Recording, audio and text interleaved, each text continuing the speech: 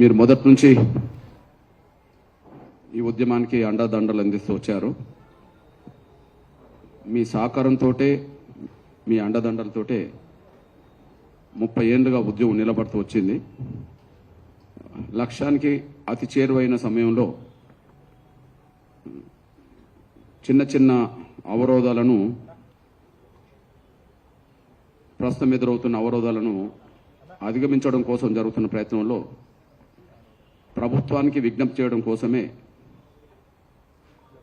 మా మనోభావాలను అర్థం చేసుకోవాలని కోరడం కోసమే ఈ ప్రెస్ మీటు. మీ సహాయ సహకారాలు అందించాలని కోరుతున్నాను నేను. Thank you. ప్లీజ్ నా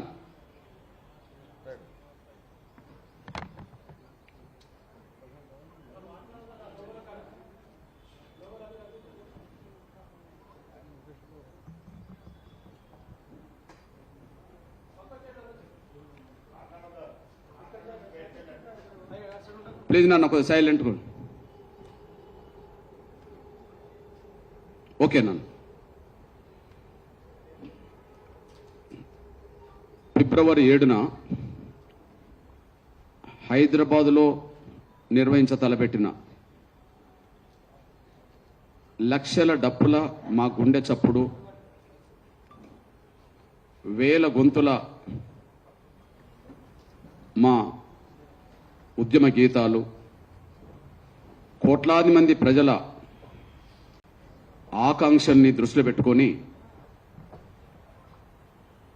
ఏదైతే ఒక సాంస్కృతిక ప్రదర్శన చేయాలని తలపెట్టామో ఆ ప్రదర్శనకు అనుమతి నిరాకరించడాన్ని మేము ఖండిస్తున్నాం.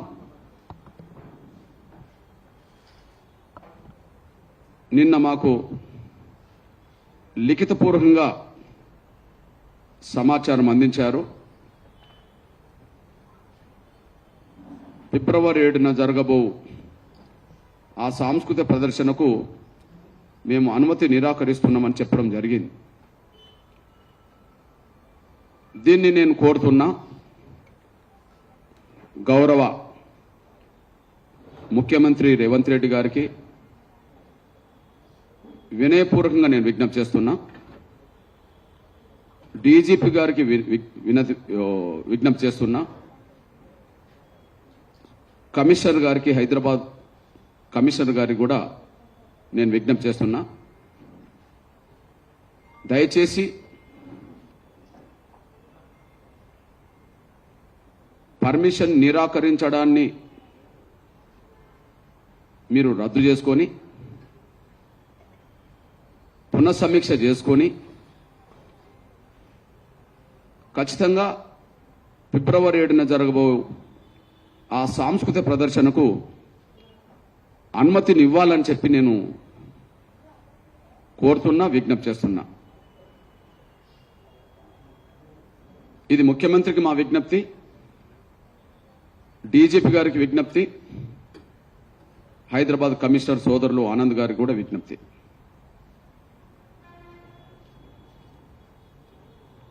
ఇది మేం ప్రభుత్వానికి వ్యతిరేకంగా ఈ ప్రదర్శన నిర్వహించట్లేదు. ఇది మా ఇప్పుడున్న పడే ప్రభుత్వానికి మేం వ్యతిరేకంగా నిర్వహించట్లేదు. దయచేసి దీన్ని అపార్థం చేసుకోవద్దు. దయచేసి అపార్థం చేసుకోవద్దని విజ్ఞప్తి చేస్తున్నాను నేను. గత 30 ఏళ్లలో ఎప్పుడు కూడా ఇట్లాంటి ఒక కార్యక్రమాన్ని ఇవ్వలేదు. గత 30 ఏళ్లలో ఎప్పుడు కూడా ఇట్లాంటి ఒక సాంస్కృతిక కార్యక్రమాన్ని మేము ఇవ్వలేదు. 30 ఏళ్ల తర్వాత మేము ఇవ్వడంలో దయచేసి ముందుగా మా గుండె లోతులో ఉండబడే బాధను అర్థం చేసుకోవాలి. మా గుండె లోతులో ఉండబడే బాధను అర్థం చేసుకోవాలి. ఒకటి, వర్గీకరణ అమలు కోసం మా డప్పుల ద్వారా మా గుండె చప్పుడు వినిపించాలని. వర్గీకరణ అమలు కోసం మా డప్పుల ద్వారా మా గుండెల్లోతులో ఉండబడే బాధను ప్రభుత్వానికి ప్రపంచానికి వినిపించాలని. ఈ 30 ఏళ్లలో ఎన్నో ఉద్యమాలు చేసి అంతిమంగా సుప్రీంకోర్టు తీర్పుతో వర్గీకరణ సాధించాం. హైదరాబాదులో బహిరంగ సభలు పెట్టడం ప్రారంభించి 29 సంవత్సరాలైంది. 94లో ఎంఆర్పిఎస్ ఉద్యమం మొదలు పెడితే అది ఒక కుగ్రామంలో మొదలైన ఉద్యమం కాబట్టి 94, 95 వరకు ఉమ్మడి ఆంధ్రప్రదేశ్లో విస్తరించడం కోసమే బోధించు సమీకరించు పోరాడనే స్పిరిట్ను దృష్టి పెట్టుకొని ఉద్యమాన్ని విస్తరించడం కోసమే 94, 95 వరకు పనిచేశాం. కానీ ఉమ్మడి ఆంధ్రప్రదేశ్లో మొట్టమొదటి మా బహిరంగ సభ, మొట్టమొదటి మా ప్రదర్శన 96 మార్చి 2న మాదిగ హక్కుల దండోర పేరుతో లక్షలాది మందిని సమీకరించారు. 96 మార్చి 2 అంటే దాదాపు 29 సంవత్సరాలు. ఈ 29 సంవత్సరాల్లో ఒక వర్గీకరణతో పాటు ఎన్నో సమస్యల మీద చలో హైదరాబాద్ నిర్వహించాం. వర్గీకరణ కోసం 3 దశాబ్దాలుగా ఎన్నో పిలుపునిచ్చాం హైదరాబాద్కు. లక్షల మంది వచ్చారు, లక్షల మంది తిరిగి వెళ్ళారు. గుండె జబ్బుతో బాధపడుతున్న పిల్లల ఉద్యమం నుంచి మొదలుకుంటే వికలాంగుల వరకు, వృద్ధుల వితంతుల పోరాటం వరకు, ఆకలి కేకల వరకు ఏదో ఒక సమస్య మీద ఈ 3 దశాబ్దాల్లో ఎన్నో సందర్భాల్లో చలో హైదరాబాద్ పిలుపునివ్వడం జరిగింది. మేము గొప్పగా గర్వంగా చెప్పుకుంటున్నది ఏంటంటే ఈ 30 ఏళ్లలో ఎన్నో ప్రదర్శనలు లక్షల మందితో జరిపిన, ఎన్నో సభలు లక్షల మందితో జరిపిన బహుశా ఏ పార్టీ ఏ సంఘం కూడా నిర్వహించలేనన్ని సభలు ప్రదర్శనలు ఎంఆర్పిఎస్ చేసింది. ఈ 30 ఏళ్లలో ఎప్పుడన్నా హైదరాబాదులో శాంతి భద్రత సమస్య ఉత్పన్నమైందా? ఈ 30 ఏళ్లలో ఎంఆర్పిఎస్ వల్ల శాంతి భద్రత సమస్య ఇక్కడ ఉత్పన్నమైందా? శాంతి భద్రతలకు విఘాతం కల్పించే విధంగా మేము ఎప్పుడన్నా నిర్ణయాలు తీసుకున్నామా? లేదు. అది ఎవరు నిరూపించలేరు. 30 ఏళ్లలో లక్షలాది మందిని సమీకరించే మాల్లో ముందు వరుసలు నిలబడేది మా డప్పే. కానీ మాకు వారసత్వంగా మా తాత ముత్తాతల కాలం ఉండొచ్చిన మా డప్పు మా పల్లెల్లోనే కొంత కనుమరుగవుతున్నట్టుగా మేము గమనిస్తున్నాం. ఒకనాడు మా ఊర్లో ఒక 100 డప్పులుంటే అవి క్రమక్రమేణా 70, 60, 50, 40కి వచ్చింది. క్రమక్రమేణా మా సాంస్కృతిక వాయిద్యమైన డప్పును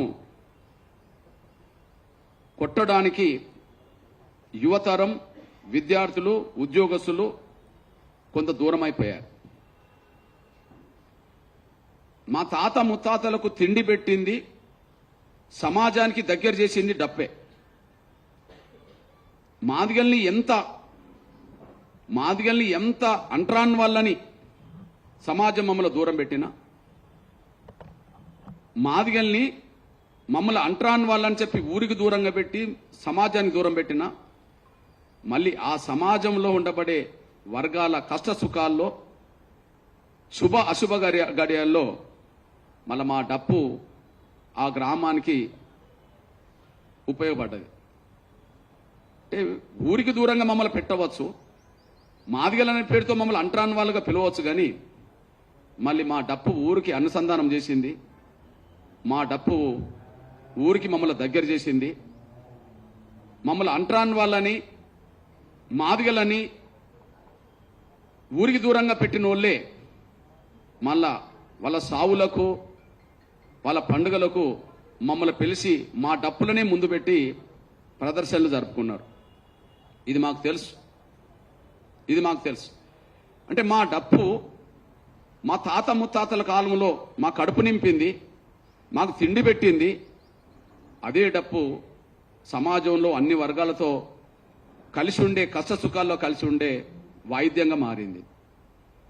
కానీ గత కొంతకాలంగా మా డప్పు మా పల్లెలోనే కనుమరుగవుతున్న సమయంలో ఇది తాత ముత్తాతలకు తిండి పెట్టిన డప్పు అని, అన్ని వర్గాల కష్ట సుఖాల్లో పాలు పంచుకున్న డప్పు అని, దాన్ని మనం వదులుకోవద్దని, మూలాలు మర్చిపోయిన జాతి ఒక చరిత్ర నిర్మించుకోలేదని, మన గత చరిత్రను గుర్తుంచుకునే విధంగా మన డప్పును మన మాదిగ పల్లెల్లో పునరుజ్జీవం పొందే విధంగా అందరం కలిసి డప్పు కొడదామని, సామాన్య కుటుంబాల్లో ఉండబడే పేదలే కాదు, ఇప్పుడిప్పుడు చదువుకుంటున్న ఉన్నత విద్యావంతుల వరకు, లేదా చిన్న ఉద్యోగం నుంచి మొదలుకుంటే ఉన్నత ఉద్యోగస్తులుగా ఎదిగిన ఉద్యోగస్తుల వరకు, ఒక వార్డు మెంబర్ మొదలుకొని చట్టసభలకు వెళ్ళిన వాళ్ళ వరకు ఎవరమైనా మాదిగలమే అయినప్పుడు మన తాత ముత్తాతల కాలం నుంచి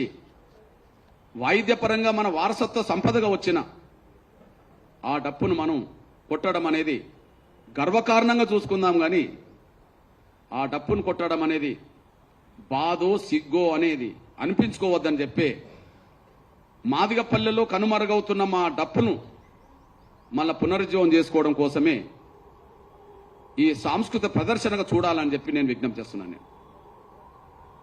ఈ సాంస్కృతిక ప్రదర్శనగా చూడాలని చెప్పి నేను విజ్ఞప్తి చేస్తున్నా. మా విజ్ఞప్తిని నిజంగా మాకు తిండి పెట్టిన డప్పు, ఈ సమాజానికి సేవ చేసిన డప్పు, సమాజంతో అనుబంధాన్ని పెంచిన మా డప్పు ఒకనాడు కన్నీరు గార్చింది. నా వాళ్ళే నన్ను దూరం చేసుకుంటున్నారు కదా అని. నా వాళ్ళే, నేను ఏ కులానికి నేను ఆయుధంగా మారాను, ఏ కులం దగ్గర నేను శబ్దంగా మారాను, ఆ కులమే నన్ను దూరం చేసుకున్నది కదా అని చెప్పి మా డప్పు కన్నీరు గార్చవచ్చు.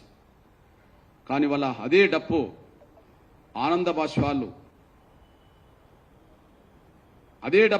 బాష్పాలు చేస్తున్నది. ఎందుకంటే ఇప్పుడు తెలుగు నేల మీద ఏ షాపులకు వెళ్ళినా ఏ వస్తువైనా దొరుకుతుంది. కానీ ఇప్పుడు డప్పుల షాపులకు వెళ్తే డప్పులు మాత్రం కరువైపోయింది, దొరకట్లేదు. మొన్నటి వరకు 400 డప్పు ఇప్పుడు 800 అయిపోయింది. ఏ షాప్కి వెళ్ళినా రేటు పెరుగుతుంది. అంటే మా డప్పు అనుకుంటుంది, ఓ నా వాళ్ళు నన్ను మళ్ళీ అక్కనే చేర్చుకుంటుండ్రు కదా అని, నా వాళ్ళు నన్ను అక్కనే చేర్చుకుంటుండ్రు కదా అని చెప్పి డప్పు ఆనందంతో కన్నీరు తీస్తుంది. మాకు తెలుసు, మేము ఇవాళ ఉద్యమకారులం కావచ్చు, మా వాళ్ళలో కొంత ఉద్యోగస్తులకు ఎదిగిన వాళ్ళు ఉండవచ్చు, వార్డు మెంబర్ నుంచి మంత్రులైన వాళ్ళు ఉండవచ్చు. కానీ మేము మా సామాజిక వర్గంగా మాదిగలము. మేము ఇవాళ ఉద్యమకారులుగా మారకముందు, మేము అంతో ఇంతో ఎదగకముందు అత్యంత పేద కుటుంబంలో పుట్టిన నా కులస్తులు వాళ్ళ జీవన విధానం కొనసాగించడానికి చెప్పులు కుట్టే వృత్తిని నమ్ముకోవడమే కాకుండా డప్పు కొట్టడం కూడా మా పొట్ట నింపడానికి, సమాజానికి దగ్గర చేయడానికి దారితీసింది. అట్లాంటి డప్పు మా అస్తిత్వం, మా ఆత్మగౌరవం. అట్లాంటి డప్పు మా అస్తిత్వం, మా ఆత్మగౌరవం. మా అస్తిత్వాన్ని డప్పును కాపాడుకోవడం ద్వారా, మా ఆత్మగౌరవాన్ని దండోర చాటించడం ద్వారా, మా ఉనికిని మేము ఇది అని చెప్పుకోవడం ద్వారా మేము చాటాల్సిందే. అవును, 30 ఏళ్ల క్రితం మేము మాదిగాని చెప్పుకోనంత కాలం మాకు ఉనికే లేదు. 30 ఏళ్ల క్రితం వరకు ఎంఆర్పిఎస్ రాకముందు మేము మాదిగాని చెప్పుకోవడానికి మేము సిగ్గుపడ్డ రోజుల్లో మాదిగానే ఉనికి సమాజంలో కనిపించేది కాదు.